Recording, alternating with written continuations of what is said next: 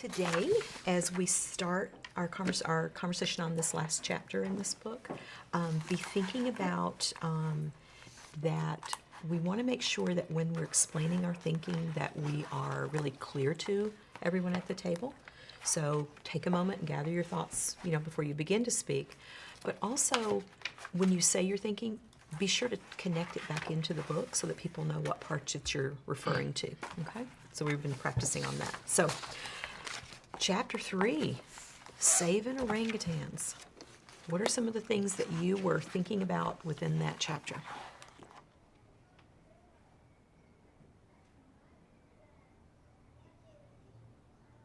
So, Chapter 3, Saving Orangutans.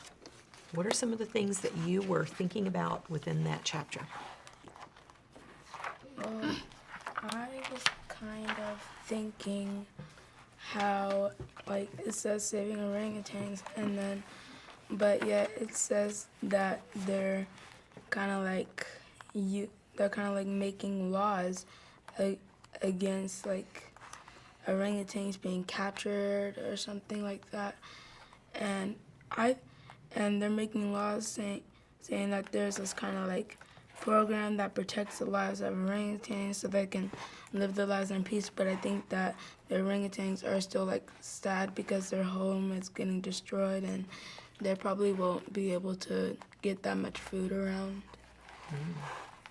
Maybe I want to add on to Tyler's thinking.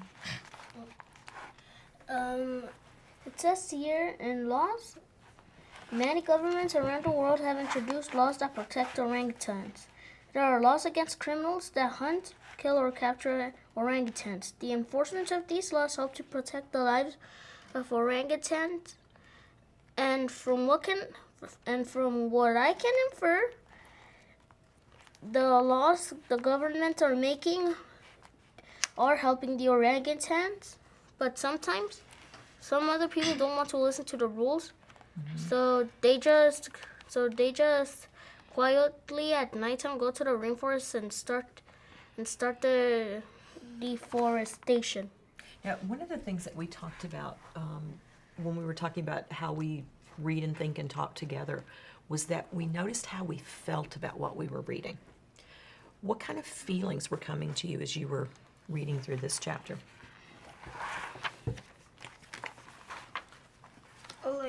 On page 27, when it said that they have sanctuaries for them, I felt amazed because they're finally helping the orangutans live so that they won't become extinct.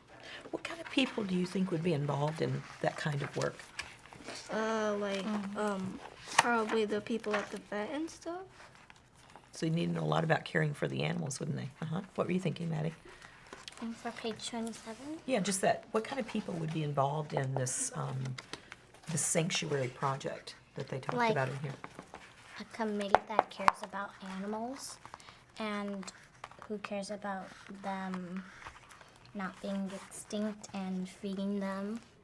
I felt amazed that the Sepelok Orangutan Rehabilitation Center on the island of Borneo was established in 1964, and it says here it covers an area of 26 square miles. The aim of the center is to rehabilitate orphaned orangutans and eventually to release them back into the forest, which is really helpful because orangutans that are orphaned, they don't have their mother, so people find them and take them to the Sepilok Orangutan Rehabilitation Center. The rehabilitation center, yeah. Now, this said in 1964. You know how you were really curious yesterday about that graphic that showed those pie charts that showed the deforestation? Yeah. Can you make any links between this establishment and that graphic? Because one of the things we said was, as readers, we have to be connecting different parts of the book. So take a moment and look back through that and see what you're thinking there. I think that while people are still clearing out some areas, they're using a little bit of the forest to like build homes and make orangutans habitats better, so they won't have to deal with predators or threats. I agree with Tyler because it says right here it covers an area of 26 square miles, so probably like 26% of the forest that they took probably is the sanctuary or something. So when this center was established, what was the shape of the, how was the rainforest at that point in time? Was it as devastated as today? Was there a lot of rainforest when they established this in 1964? When you compare those dates? I feel like there is a lot because it said 1985, so probably there was like a full pie chart and they didn't like do the deforestation yet. So Yeah. it wasn't as bad? Go ahead, Or Maddie. maybe there was just like a little tiny piece missing, and then the rest was like half full, and just like one slice of pie was missing. So is this an issue that's just starting today, or is this something that's been going on for a while? Something's Yeah, it's been going on for a while. Yeah, Because back in chapter 2 on page 19, in the pie chart, you could see that from 1985, there was less deforestation, and there was more forests, so the orangutans could live. But all the way to but it keeps going on for a while. So David, what pattern are you noticing? I'm noticing that from 1985, the pattern got greater of the forest, and there was less deforestation. But it's changed. But in the pie chart, I'm noticing that the green forest is getting lower, and the deforestation is getting greater. So is just having a sanctuary enough to prevent the rainforest destruction and save all of these orangutans? Yes. Is that the only thing that we can do? Because it said that on here it said what you can do, and it says like recycling products and buying sustainable palm oil products, and it talks like how you can recycle things and like helping people. Are any of these things that you could do? Yeah. What's something that you could do on there? Recycling. Recycle products. Recycle. And not just litter Reduce, in the forest. reuse, and recycle. And did you know there's a fourth R Nope. that we haven't heard a lot about, and it's called refuse. That means don't go get so much stuff. So if someone's handing you something and you can say, no, thank you, I don't need that. Do you ever take things and you don't really need them? I do that sometimes. I'll say, I do oh, that. yeah, I want to take that. So it's about refusing. So not necessarily always going out and buying lots of new stuff and different things like that. So those are some things we could do. What else could you do? You could. You could tell them. You could. You could buy. Wait, give me a minute. We could buy. You could send a letter to the government, telling them to put some to destroy all the machines near the forests. Go ahead, Sam. You could tell people to like help save the orangutans, and you could like Spread the word. yeah. I think that we could probably improve the habitats and kind of stop the destruction of the forest, because I read it somewhere in chapter 3 or 2, but I learned that people are protesting against the destruction of the rainforest habitat. So protesting is another way that people get their voice out, huh? Yeah. And go back over to where it's had that piece about sustainable products that I think you took us to that, Page Sam. 28. Was that page 28 there? Yeah.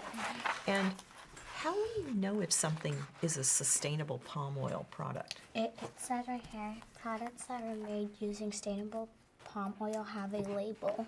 What's the label like, you think? Have you ever seen that?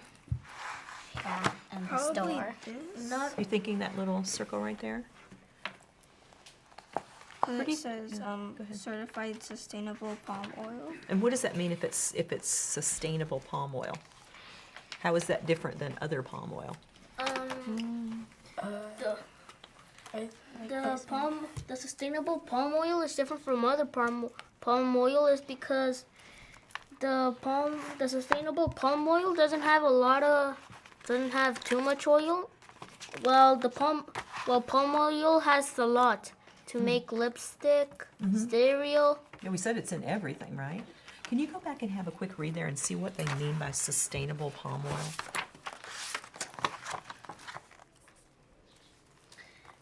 Which is in the bottom paragraph. Yeah, just in that last part. Can I? It says that this means that it comes from forms and that have been established without destroying new areas. So you can help by buying these like at the store instead of not buying it, and then they have to go in the rainforest to like get it and cut the trees. You want to add to that? I think that sustainable palm oil means that it just grows in a sustainable way. And what does that mean, sustainable way? Like if the palm oil is kind of like ready to like make into products. So that means like products like these could probably be like better than unsustainable palm oil. Do you think that this symbol that Rosewind talked about here might be something we could look for?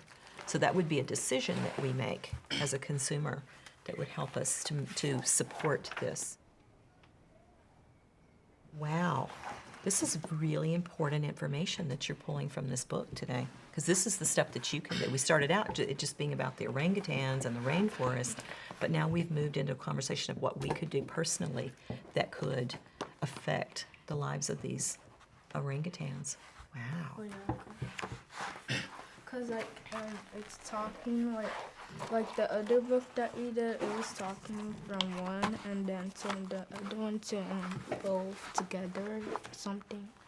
Yeah. Oh, so you're talking about in that salmon book that we read? Say that out. Say that idea out again, Sam, so that we know what you mean. Like first, it talks about one like the orangutans, and then like the second one like where do you live and about the orangutans, and now it talks about like how people can help, like how we can help orangutans like live instead of being extinct. Sam, I don't know if we caught that idea as much on our charts. I think we might need to add that, because one of the things that you're doing, Sam, that is really important reader work is you're noticing how authors are taking their ideas and how they're organizing them in their book. And that really helps a reader to make sense of lots of information. You're seeing the big picture of that. So we're going to have to add that. We notice how the ideas fit together, but you're noticing how the author structures their book, like how they put the ideas together in the book to help us make sense of it. So we're going to add that to the chart. I'll do that tonight, okay? I'll make a note, because you're really noticing. You're noticing the organization of the book. Awesome thinking work. The other things that you're doing, things like you really were finding that idea, like you really attended to that little graphic in there, Rosewind, and took us to noticing that graphic. David, you and Tyler are both really strong at making connections from one part of the book to the next part of the book. Maddie, you take us to important things that our author's putting in here and those feelings that are coming up within that. So everybody here has just really got strong reading work that they're doing as you're in this nonfiction work.